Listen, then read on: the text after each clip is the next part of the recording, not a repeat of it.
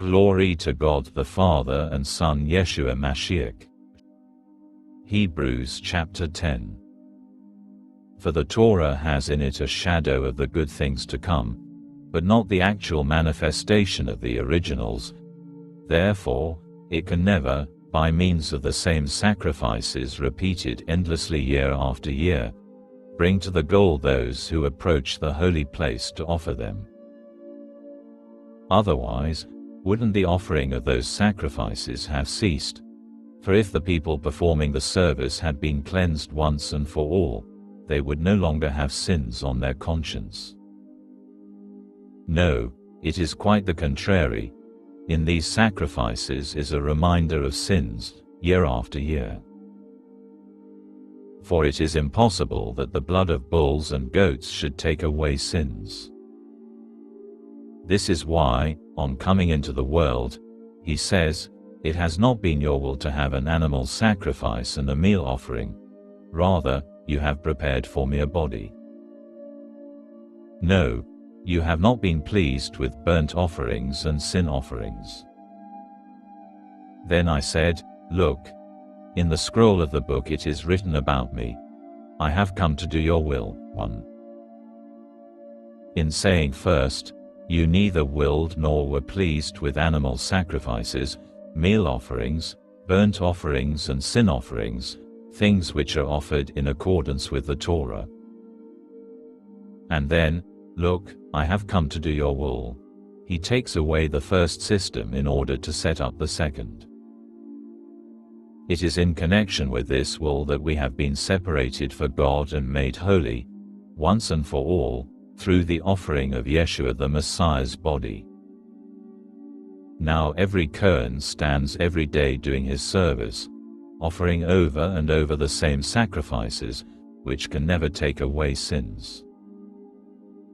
But this one, after he had offered for all time a single sacrifice for sins, sat down at the right hand of God. From then on to wait until his enemies be made a footstool for his feet. 2. For by a single offering he has brought to the goal for all time those who are being set apart for God and made holy. And the Ruach HaKodesh too bears witness to us. For after saying, "This is the covenant which I will make with them after those days," says Adonai, "I will put my Torah on their hearts, and write it on their minds." 3. He then adds, "And their sins and their wickednesses I will remember no more." 4. Now where there is forgiveness for these, an offering for sins is no longer needed. Hold fast the profession of faith.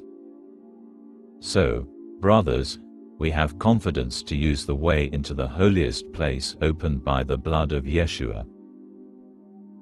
He inaugurated it for us as a new and living way through the parachet, by means of his flesh. We also have a great Kohen over God's household. Therefore, let us approach the holiest place with a sincere heart, in the full assurance that comes from trusting, with our hearts sprinkled clean from a bad conscience and our bodies washed with pure water. 5. Let us continue holding fast to the hope we acknowledge, without wavering, for the one who made the promise is trustworthy. And let us keep paying attention to one another, in order to spur each other on to love and good deeds. Not neglecting our own congregational meetings, as some have made a practice of doing, but, rather, encouraging each other. And let us do this all the more as you see the day approaching. 4th warning: danger of drawing back. For if we deliberately continue to sin after receiving the knowledge of the truth, there no longer remains a sacrifice for sins, but only the terrifying prospect of judgment, of raging fire that will consume the enemies. 6. Someone who disregards the Torah of Moshe is put to death without mercy on the word of 2 or 3 witnesses. 7. Think how much worse will be the punishment deserved by someone who has trampled underfoot the Son of God, who has treated as something common the blood of the covenant, 8, which made him holy, and who has insulted the Spirit, giver of God's grace. For the one we know is the one who said, "Vengeance is my responsibility. I will repay," and then said, "Adonai will judge his people." 9. It is a terrifying thing to fall into the hands of the living God. But remember the earlier days, when, after you had received the light, you endured a hard struggle with sufferings. Sometimes you were publicly disgraced and persecuted, while at other times you stood loyally by those who were treated this way. For you shared the sufferings of those who had been put in prison. Also when your possessions were seized, you accepted it gladly, since you knew that what you possessed was better and would last forever. So don't throw away that courage of yours, which carries with it such a great reward. For you need to hold out, so that, by having done what God wills, you may receive what he has promised. For there is so little time. The one coming will indeed come, he will not delay.